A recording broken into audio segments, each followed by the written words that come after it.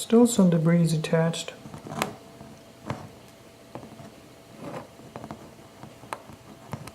Just removing them with a little bit of vertical.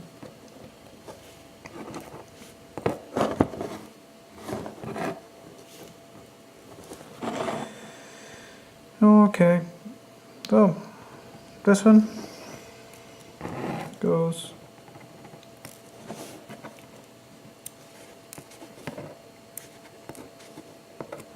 this one.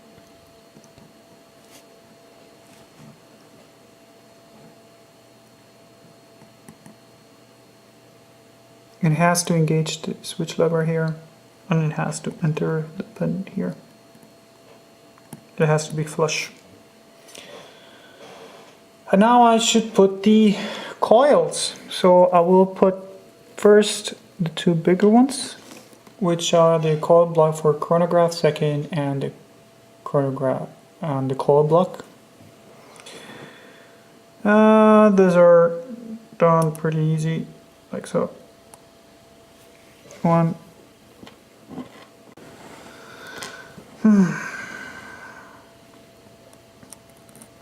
Okay. It's this way. That's why I hate to talk on my videos.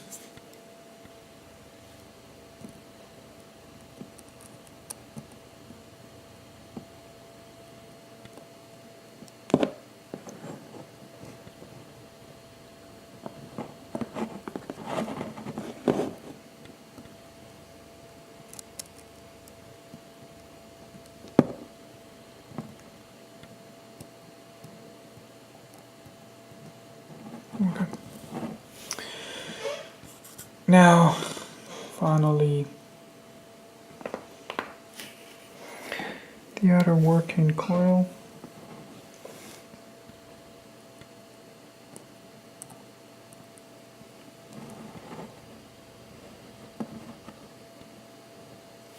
And now I should put the last coil, which was the coil block for alarm. No, it was a coil block for chronograph minute, which was broken, not working, so I need a spare. And it's this one. You can see it over here.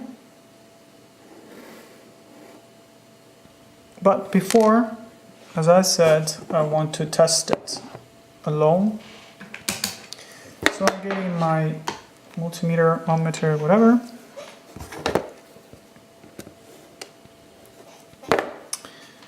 And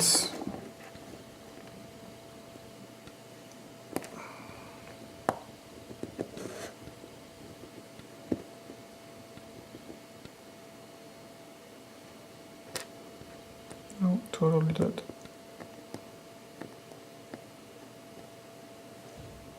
Yep, totally dead. Okay, this goes away and open it. So I said I had some spares for those. I only need to look. Where did I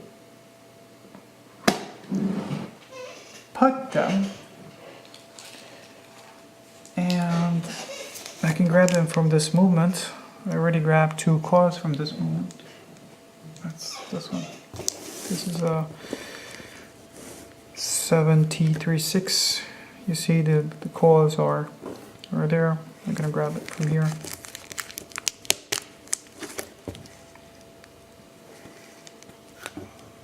It's an open movement. So basically you see all the pieces are just the same. Even the rotors are the same, everything. I should, oh damn it. I don't want to break this. What was this?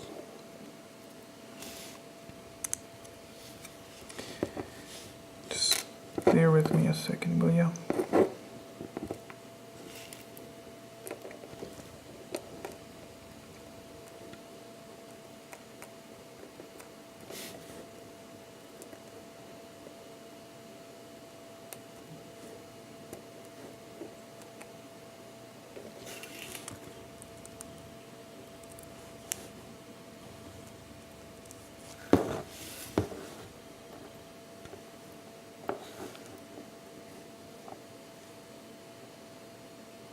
One thing that I noticed, by the way, I'm going to show it right now. The rotors are different from the 7036 and the 7032. So you see this is a guarded rotor basically, and the 72 doesn't have a guarded rotor. There you go. So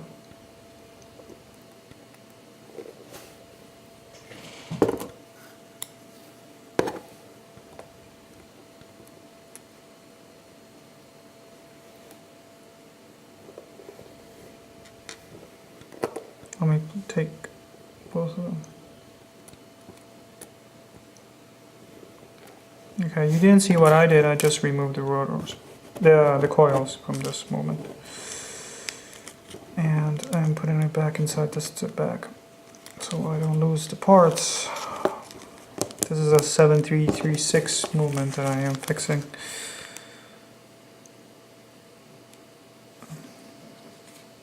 Whatever. So, and I remember that the coils should have always the same value. This two small coils, so this one has 2.053. Did you see that? Nope, you don't see it.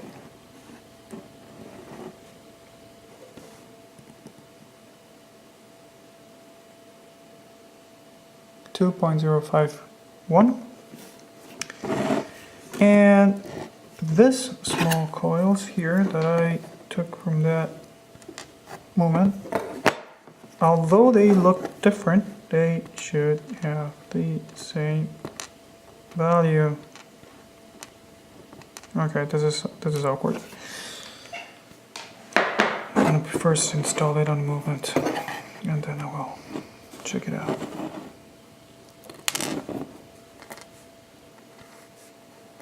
They were working before I checked them already, so they should work still.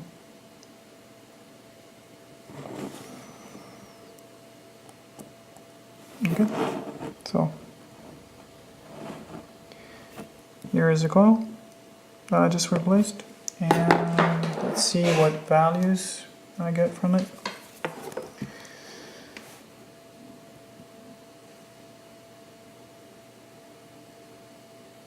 .062, which is perfect. Now let me check the second one. As I said, these are from a 7336 movement, but they're just the same. The shape is the same. Oh, Flint. Okay.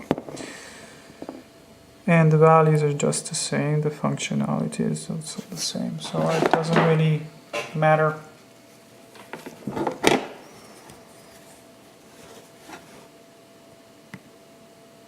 And this is 2.088, a little bit higher. So what is the exact value? I'm looking at the technical manual right now. And there is a part where it says the resistance of each coil, and these two coils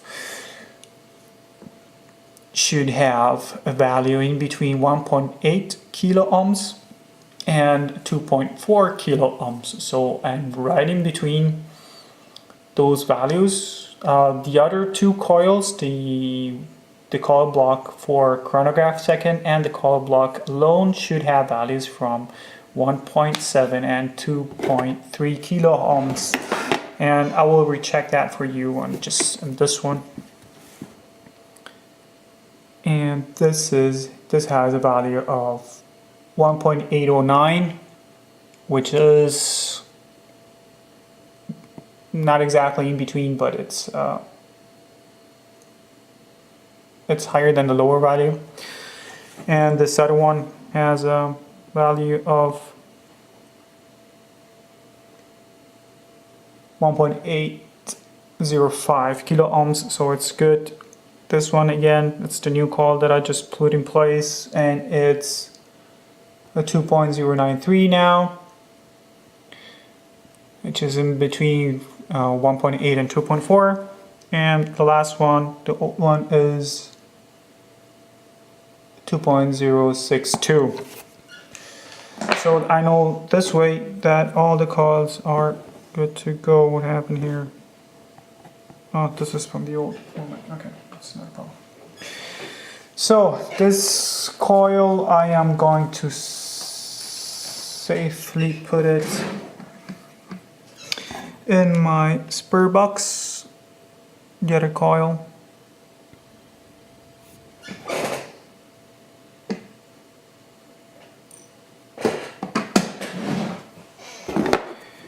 And let's move on, since I only have 8 minutes left of video available. So that took a very long time to get up to here.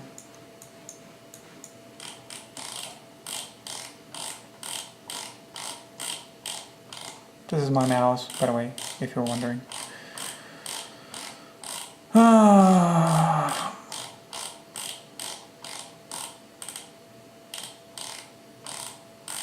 Oh god, where is it? Okay, here. So I just insert the coils, and I need now to put the step rotors. The step rotors are all the same. It doesn't matter where you put them, even if they have different names. So I do remember you to hold the metal. What is this thing flying here?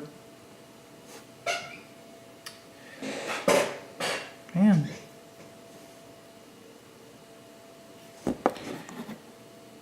As I was saying, I do remind you to hold the metal plate in place and then let the rotor just drop in. Okay. Push it gently downwards until it sits flush in the hole. I did put some oil in it so it will stick there. Nevertheless, be very gentle.